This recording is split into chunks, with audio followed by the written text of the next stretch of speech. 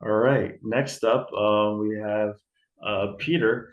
Peter is going to be diving into lead conversion, especially coming into with actual internet leads, and what he's found to be successful and good rules of practice. Peter, thank you for joining us today. Do you have a presentation for us? Yes, let me pull that up. Can you guys hear me okay? Peter, why don't you give us a little backstory about you as well, just like Kelly did? Sure. You can hear me, right? Yes. Awesome. Awesome. So, for those that don't know me, I started in this business about 8 years ago. I was dual career. I was doing it for about 2.5 years before I jumped into this full time. It was definitely difficult. I had a newborn at the time when I made that decision, and I generated a lot of business in the beginning from online leads and social media. Just leveraging my sphere in the beginning, utilizing social media by posting and contacting people regularly, and just wanted to expand my business and find a vehicle to get me out of my 9 to 5. And it was a pretty steady job and safe job. I was working for the government. I had a great pension, free health insurance and everything else. And it's one of those things where, it's kind of they put that out there so they can keep you in a job. They give you that security dream and thinking that this is what's gonna keep people in there. But in reality, I just felt like it wasn't enough for me to grow, and I found that real estate was going to be the place for me to grow into and have financial freedom down the road. So started off, I did 10 deals in my first year, 18 the second, and I believe we did something close to like 30 something the third year. And yeah, now we have a team. We're about 18 agents, and we're on track to pretty much have a 50% increase in from last year in a tough market like this, and a lot of it is online leads. So I'm excited to share with you guys today, like what's working for us, and we're gonna talk a lot about lead generation, lead conversion, and how do you guys overcome the obstacle of calling the leads, because I know that was a big struggle for me when I first started, and also a lot of it's a big struggle for a lot of real estate agents that join our team where they're very hesitant to make those calls. So let me just share my screen. Uh, let's see here. Okay. All right. Awesome. You can see my screen, right? Yes, we can. All right. Awesome.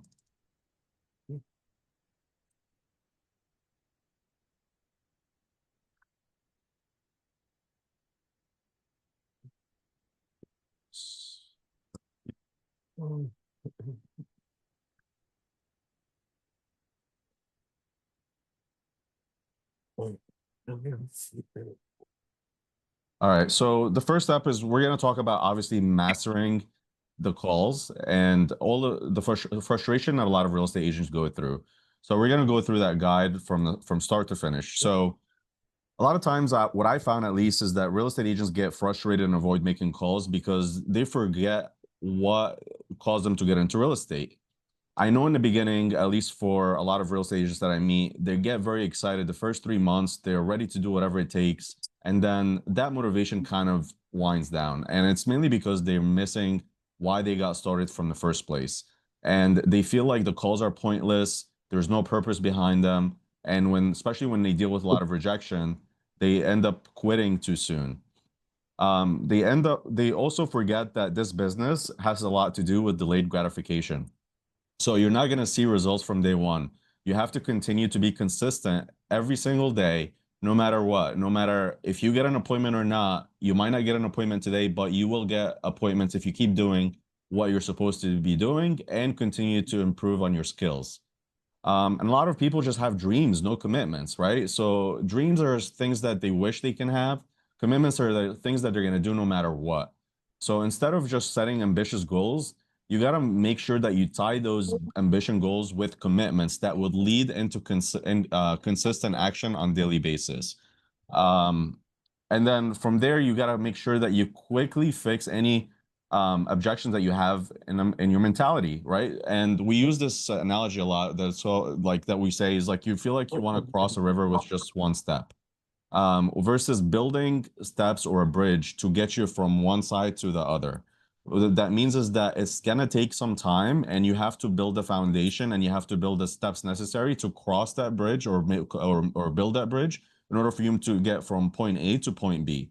And by building that bridge, it means that you have to make sure that you're building systems around your business, making sure that you're utilizing a CRM, and making sure that you're in touch with your team leader, your coach, or somebody to help you with it, especially if in the beginning, to make sure that you can get from where you want to go to from where you are to where you want to go. And the last part that we see a lot is the skill deficiency. And a lot of people feel like by watching a lot of YouTube videos, they're going to gain skills. But in reality is we know that it's not true, because the skills that you're going to end up gaining is going to be by repetition on consistent basis.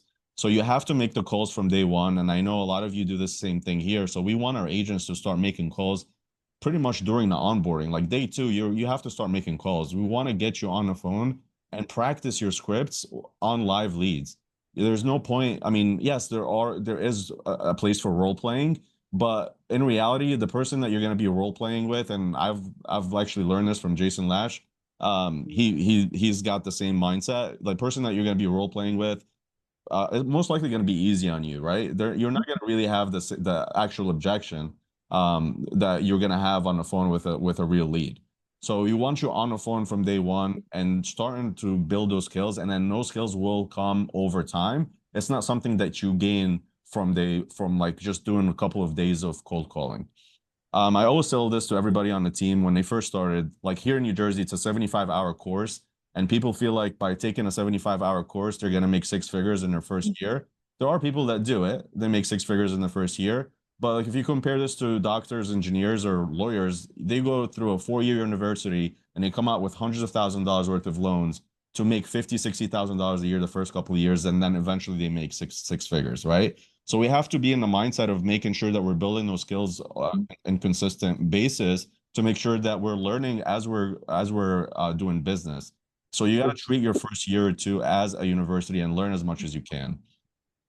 So in order for you to build the skills necessary, you have to practice, right? You have to make sure that you consistently repeat the calls that you're supposed to be making, and then listen back to your calls, right? Measure your progress. So a lot of you are using CRMs here. So by measuring your progress, you got to look at, okay, I made 50 calls yesterday, I got one appointment. Or maybe I made 100 calls yesterday and I got two appointments, right? Decided what to do with the time that is given to you. Somebody's talking, right? That's You Kelly. can mute that person. Sorry. So yeah, make sure that you're looking at your progress and see how you can improve on day-to-day basis, and also like your conversion rate, right? So in the beginning, your conversion rate is not gonna probably be that great, but over time it will get better, right? So you have to listen back to your calls and see what can you do to improve on those calls? What can you do on appointments, right? It could be something that you're saying. It could be your scripts are wrong, or it could be the way that you're opening up the phone conversation. And the only way to improve is by tracking and measuring everything that you do. And role playing, will definitely help, but you have to also make sure that you are improving on whatever it is that you're doing. So preparation before any call or an appointment, right? You have to make sure that you have positive energy. Nobody's gonna want to talk to anybody that just woke up from a nap, or have low energy, right? And then from there, you want to make sure that you're matching their tonality. So what works a lot for us is, if you're standing up when you're making the calls, your call will sound a lot better. And smile, right? Smiling is huge, even though it sounds silly. But if you're smiling while you're talking on the phone, your conversation is going to be a lot different, and the person on the other side will feel it as well. You always want to make sure that you're starting off with, seek first to understand, what caused them to click on that landing page or the ad that was advertised. But if it's a home for sale, or if it's a cash offer, whatever the ad was, you have to understand what caused them to do that, and craft open-ended questions. So a lot of us now are utilizing the 2-minute conversation challenge or analogy. And the reason for that is that we want to make sure that the people that are making the calls are having meaningful conversations. If you're asking yes or no questions, your phone call is going to probably end very soon. and you're not going to have any meaningful conversation, and result, you're going to have no appointments. So avoid yes and no questions. Only, when you're giving them the alternative choice question, this is something that you only ask when you're okay with whatever response they give you from the choices you were giving them, right? So if you say yes or no, there's a 50%. And if, let's say, you want them to say yes, there's a 50% chance for them to agree to whatever it is that you're offering. But if you're, for example, if you're asking them for an appointment and you tell them, like, are you available, Wednesday or Friday, they can choose now either Wednesday or Friday. So this is what we mean by alternative choice questions. Three key elements for successful client conversations, right? So the first one is, again, asking you strategic questions, uncover their true needs, motivation, and timeline. So make sure that you have these questions prepared and practice as much as you can. Whenever they give you objections, you got to make sure that you repeat whatever it is that they told you. And this is what we call restatements. So repeating whatever the client's concern is in their own words, it actually demonstrates that you're listening to them, and it helps build rapport. So, and it creates that feeling that you're understanding where they're coming from. You don't want to be combative or against them. You just want to be on their side. Whatever they say, you're on their side, and you want to help them through whatever it is that they're telling you. Stories sell. And you guys heard this many times before. You got to make sure that you have some stories of clients like them, or maybe you can borrow stories from your team or other agents that clients will have certain situations. I mean, let's face it, like, a lot of the objections are going to be very similar. So you need to have a story of every objection that your client will potentially give you, so you can have a story that's relatable to their circumstance. So if it's whatever, if it's the interest rates, or if it's like they're waiting for the home prices to go down, or whatever that case is, I'm sure you guys can think of a story, or you've dealt with a client, or your team has dealt with a client where, when they waited for the home prices to go down, they actually ended up losing money versus buying today, right? I mean, we've all seen it during COVID, when those people that were reluctant on buying because they thought the prices were too high, everybody that actually bought ended up making out great. So you can use stories like that, right? And we know, like, home prices will go up eventually. So use similar stories and whatever it is, that objection that they give you, so they can relate to that person, because people like to know that there are other people in their situation or walking in their shoes. So this way it helps them understand that they're not the only people thinking that way. Next step is, like, really clarifying questions that reveal true motivation, right? So uncover the root cause of what it is behind the objection. So what is the reason behind a decision to move at this particular time? What's causing them to move in a specific area? Why are they looking to move from the first place? What caused them to move into the neighborhood that they're living in now, right? These are all open-ended questions that will kind of reveal some true motivation. Can you tell me more about how this situation developed, or what happened there? Identify any triggers. What caused you to start looking at homes now versus waiting? What specific events made you decide it's time to sell? All these things build rapport, and then people will eventually, like, feel like you actually care, right? And because we do care. But a lot of times we forget, and we care so much about how we speak, or what we say next, because we don't have enough practice with our scripts, and we're so focused on the next thing that we're going to ask them, and we forget completely that this is all about them.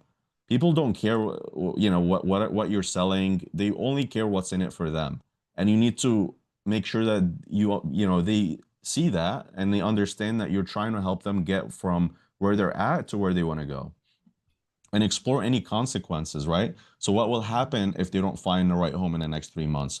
What's the plan from there? Are they going to continue to rent? What is the rent going to look like? What if we can find you a home that will match whatever the rental amount is that you're paying right now? You have to be a problem solver also, and come up with solutions to whatever situation that they have. And if they end up delaying the move, like, how that will impact their family plans, right? And you got to listen carefully on whatever it is that they're telling you, and then you have to base your next response or question to whatever they tell you. You can't just go ahead based off of a script or a paper that you were given. just because like you want to check off a bunch of questions that that you were told to ask, right? It's always you're gonna ask the next question based on the response they give you. And Peter, isn't it true that what, why, and how are normally the best questions? Anything with what, why, and how in it is how you really want to tackle it, correct? Definitely, yeah.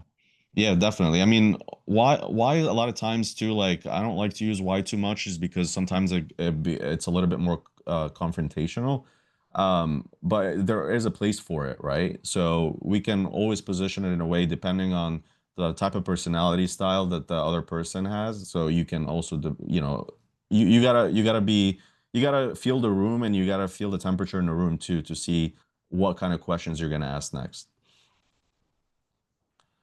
Um, the next part is like when you have any objections, you gotta label them with a problem, right? So a powerful tool for building a connection is the labeling, right? So once you identify their pain, recap whatever they tell you, summarize the situation and confirm the understanding, and then label them with that problem. So labeling turns the invisible to a visible situation, right? So when a client hears it in their own words and their concerns back to them, they feel like they're truly seen and understood. So, like an example of that, of you labeling them with a problem, like if it's an expired um, seller, which I know Jason will go over in detail. Like, it looks like you've sold this, you tried to have this house on the market, but you couldn't sell it, and you still want to go ahead and move to Florida in the next 3 months, right? And what will happen if you don't move in the next 3 months? So the problem is like, well, I'm gonna have to pay more taxes here if it's in New Jersey, right? So that's the problem. So, this is the label that you're trying to label them with, right?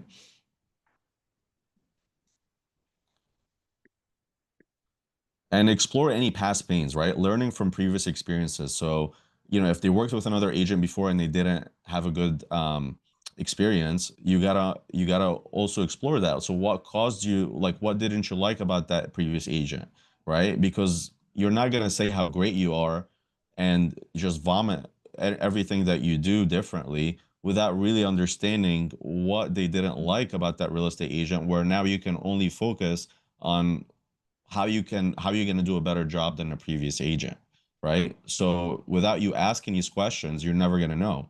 So you always have to uncover what kind of pain they've experienced in the past, or if they weren't able to get their offers accepted, whatever the case is, and explore the results that you're going to be able to provide them, and make sure that you have the solution for whatever it is that the pain that they experienced before, so you can showcase your skills and how you're going to be able to get them where they want to go, right? And always at the end, like you always want to figure out how quickly they want to make a move, right? So we like to use the scale analogy a lot, especially when we're showing homes, right? On a scale of 1 to 10, where would you rate this home? And that gives us an idea of how motivated they are in putting an offer, and what would make it a 10, or what would make it a 9, and how important is it for you to get this offer accepted, right? And how important is it for you to get this house, you buy this house or close on this house in the time frame that you gave us. So that's all really important in order for you to be able to guide your clients in the direction you want them to go. So, and this is when it comes to also stories, right? So selling the best experience, right? And this is your value proposition. So when you get to the end of your conversation, or the end of the closing, when you're at a listing appointment or a buyer consultation, you want to make sure that you sell them how you're going to get them from the where they're at now to the finish line as easily as possible and smoothly as possible, right? And this is where you add your value proposition. Everybody wants, if they're a seller, they want to sell it for the best price with the least amount of hassle in the shortest amount of time, right? And how are you going to do that? So this is where you come up and present your value proposition. And a good way to do that is by asking permission. Would you like to hear how we can help you find a perfect downtown condo while maximizing the sale of your current home? Right? By asking permission, it gives you an opportunity for you to give your value proposition versus it sounding so salesy, right? Because now you're asking the permission and they agreed to it, right? And then address again any common pain points if they have any objections before moving forward. Keep it concise. You know, your pitch shouldn't be too long, and you shouldn't be pitching for more than 3 minutes. Ideally, we would like to keep that under 2 minutes, but because we want to have the 80-20 rule, you should be talking really 20% of the time and have them talk 80% of the time. And anytime you have an objection, a good rule of thumb is, and some of you might have heard this before, is the feel, felt, found formula or analogy. So an example is like, I understand how you feel. Many clients have felt the same way. And what we found is, and then you insert whatever it is that you found that relates to their situation.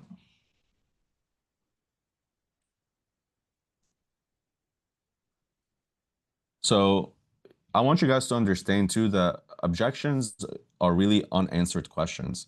A lot of times when we get objections, we get anxious and we get nervous because we feel like they don't really want to work with us. If somebody's saying that they want to think about it, you got to understand that this is just a way for them to say that I still have some questions and I'm gonna try to figure those out on my own, or I'm gonna go ask my neighbor or my friend about those unanswered questions.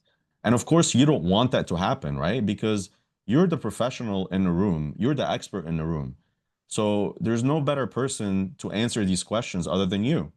So you have to make sure that you ask if, you know, what other questions they have for you to be able to address any unanswered questions, because these are typically the objections, right? So the think about it response is like, okay, they usually have, again, specific unanswered questions, and you gotta say, hey, I completely understand. Most people want to think about things through or take time to think about it. What specific questions do you still have that I might address now? Right? Don't just take that for, you know, for whatever it is that they tell you and be like, okay, is it okay if I follow up with you? Or I'm gonna give you my business card, call me when you're ready. Like, this is the weakest answer that you can ever give to somebody. Don't take that, I want to think about it and just and go, right? We typically want to sit at a minimum of 3 objections, or, you know, like we just did it yesterday. I was just sharing it with the huddle, on the huddle, well, with our team. Like I've sat through 3 objections and I got the paperwork signed because they told me out. They need to think about it. They need to go talk to another person. They gotta interview another agent. All this stuff I sat through it and we were able to get the paperwork signed. If I had taken I need to think about it objection and left, I'm pretty sure I would have not gotten that listing signed, right?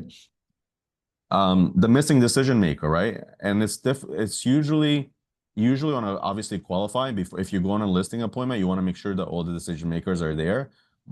If they're not there, like what we typically say, and then especially for newer agents, we want them to go to as many listing appointments as possible just to practice, because the more you practice, the better you get. So a common objection handling to that is what I usually say is, you know, if your spouse was here, what would they say? Like, what do you think they would say, right? And then if for whatever reason, like they're out of town, like, okay, like why don't we get them on the phone now? Let's talk to them. Let's see what questions they have, because I'm sure you're busy and I usually get caught up too. And since we're here now, why don't we just address any questions that they may have?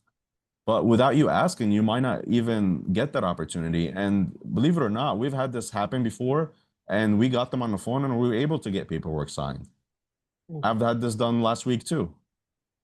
So, you know, don't take that, oh, you know, the missing decision maker, I need to go back and wait for my wife or my husband to come back and come from work, or either out of town or whatever. If you can get them on the phone, try to get that figured out now while you're at the appointment. Some people just have hidden concerns that they're not comfortable presenting or expressing right now. So, you know, is there anything about this process that's making you hesitant that we haven't discussed, right? And this is a common question that you can always ask if they also give you that I need to think about it, or if there's any hidden questions that they're not really being truthful of. Okay. So again, the point of this is, again, to make sure that you sit at a minimum of 3 objections and try and don't take the easy way out just because they tell you they need to think about it.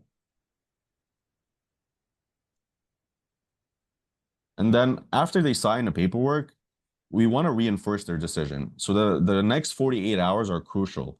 So you have to over communicate during the next 48 hours.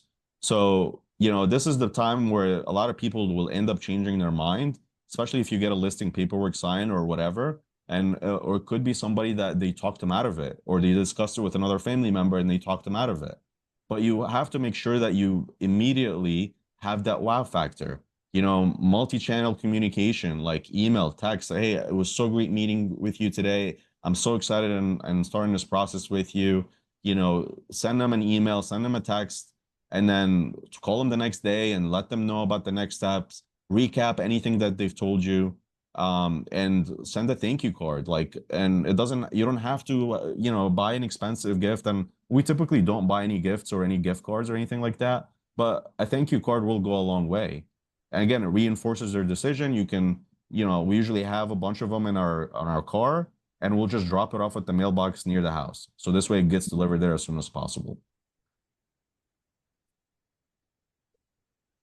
This part here is obviously when you get a little bit more advanced, you have to know that tonality and body language is 90% of the communication.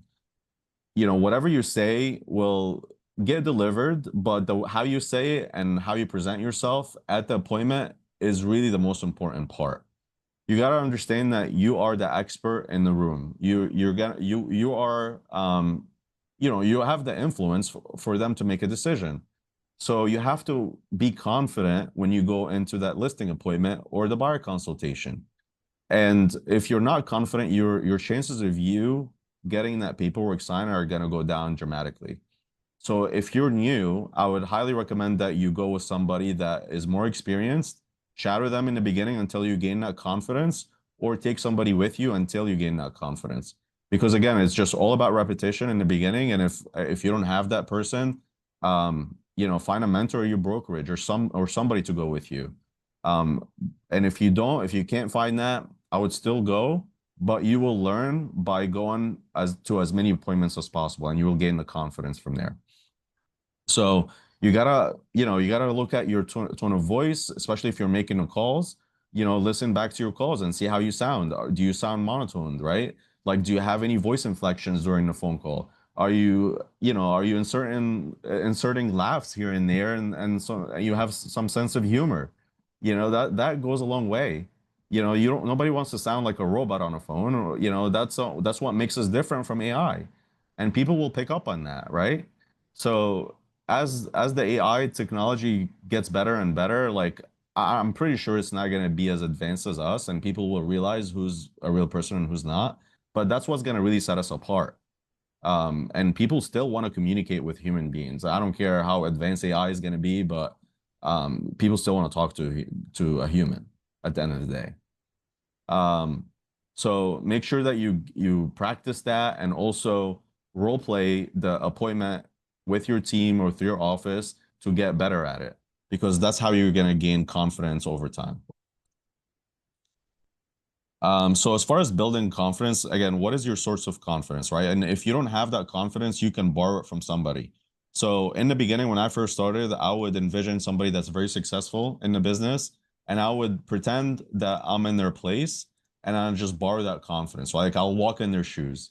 If I didn't have that many appointments, or I didn't have that many listings, I'll envision myself like Sharif, for example, and I'll be like, I'm gonna go in there and I'm gonna pretend like I'm Sharif or Kelly or Jason, right?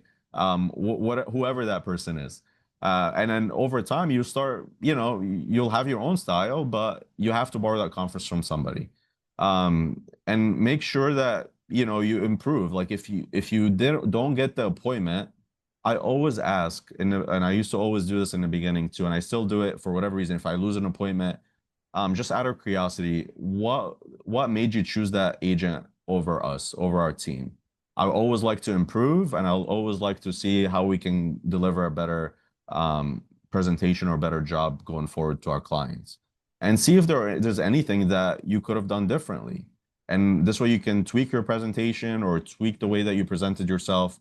Some people are going to be honest with you and tell you, like, I just felt more comfortable with that person, or, that person had a little bit more experience, or whatever that case is, But you need to understand, like, without feedback, you're not going to get better. And if somebody's not telling you how to get better, how are you going to know that what to work on? So we talked about mastering objection handling. So make sure that you set clear expectations, identify all the concerns, isolate and restate any objections. Make sure that when they're giving you objections, make sure that you're figuring out what it is exactly that they need to think about. If it's you, they're not comfortable with you. It's typically one of three things. If you're at a listing appointment, it's usually the price, the agent, or the commission. That's what's typically the objection is.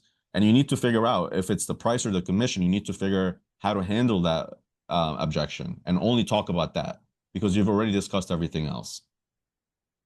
And then after you handle that objection, you have to reclose. Do you have any other questions before we get started on the paperwork? Right? So you always got to take them back to the paperwork and close them again.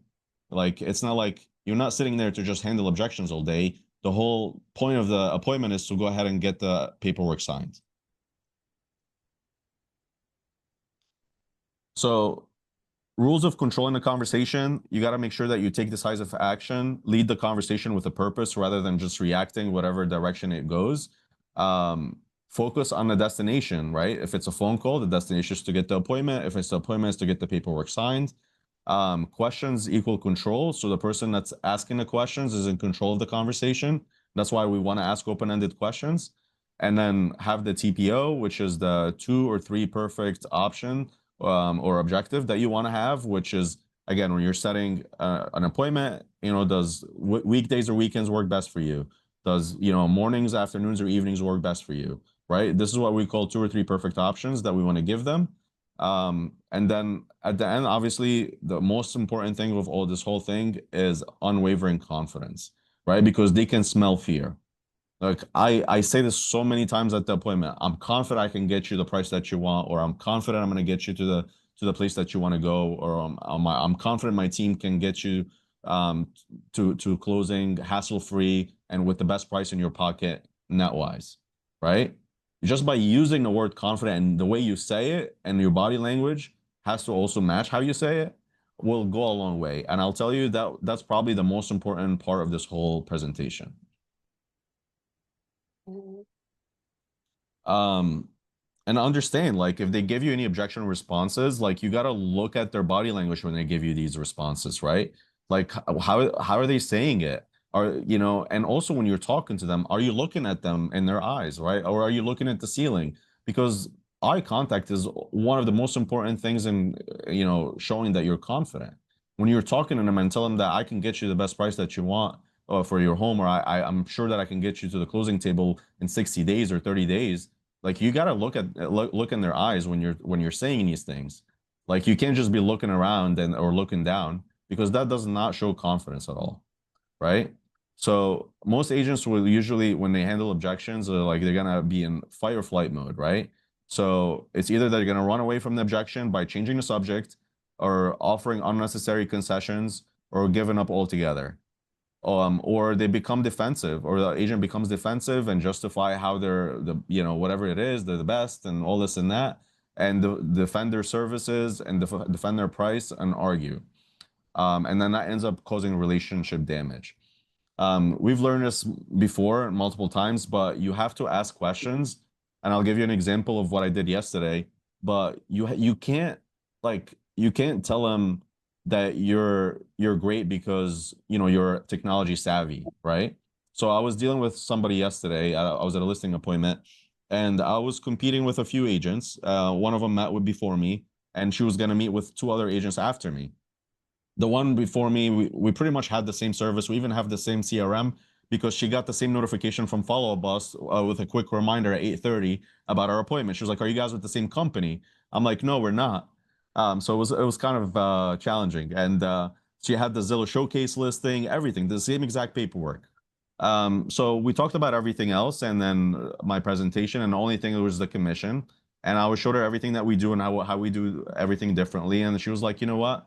I actually don't like that first person, but you pretty much have a shot against the other person." I'm like, "Okay, so that's not a problem." She was like, "I need to think about it." I gave her time. I was like, "Look, you know what? I totally understand you need to think about it." And I closed my paperwork like I'm leaving. But then I stayed back, and I'm like, "But just out of curiosity, what is it that you need to think about?" She was like, "Oh, Patty I've known her for 25 years. I'm like, okay, great. So 25 years. Oh, okay. So do you think she's, how old is she? Like, is she technology savvy? Like, do you think she's going to be able to do the social media marketing that we're going to be able to do? Like, I didn't say that I'm going to do a better job because I'm more technology savvy than her. I said, do you think she's going to do a better job? Right? So I put it on her, and I told her to what she thinks that she's gonna do. She was like, "Well, I don't think so. I mean, she's a little bit older, and I don't know." I'm like, "Well, how many sales did she have recently? You know?" She was like, I don't know." I'm like, why don't we look her up together?" And I just did that. I'm like, okay, well, what do you think? Like, based on what I'm showing you right now, do you think somebody with 4 homes in the last 12 months will get your home sold, versus somebody like us? Like, I didn't say how great I am. I just asked her questions, right? And I showed her things that she can make her own decisions on.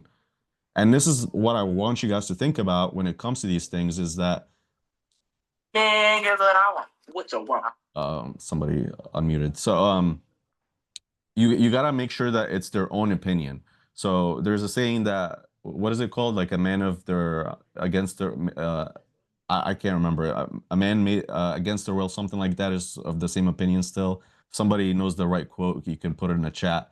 But essentially, like, they have to come up with that, with their idea on their own, and you have to guide them to come up with that idea on their own, right? And this is how you're able to get them or persuade them to the direction that you want them to go.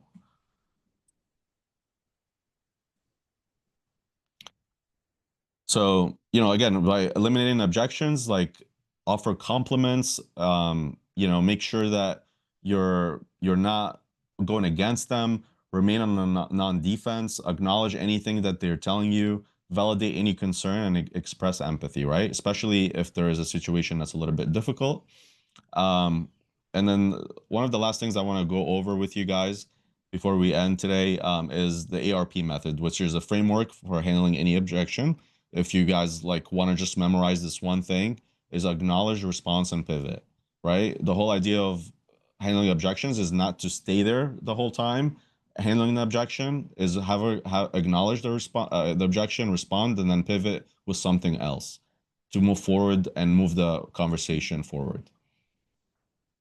And then again, we talked about the reclosing, back to the commitment, and that's pretty much it, guys.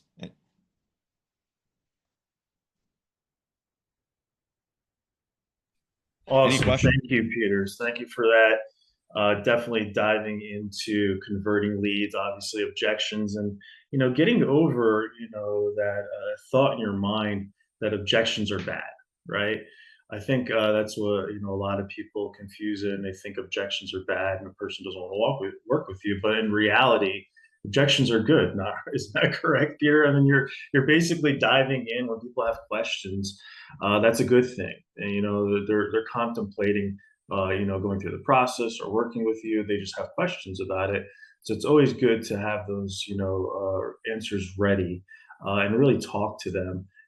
Key questions: what, why, how, but also having confidence and definitely eye contact. I can tell you numerous times I've gotten listings because the people have told me, I just appreciate the fact that you looked at my eyes while you were talking to me.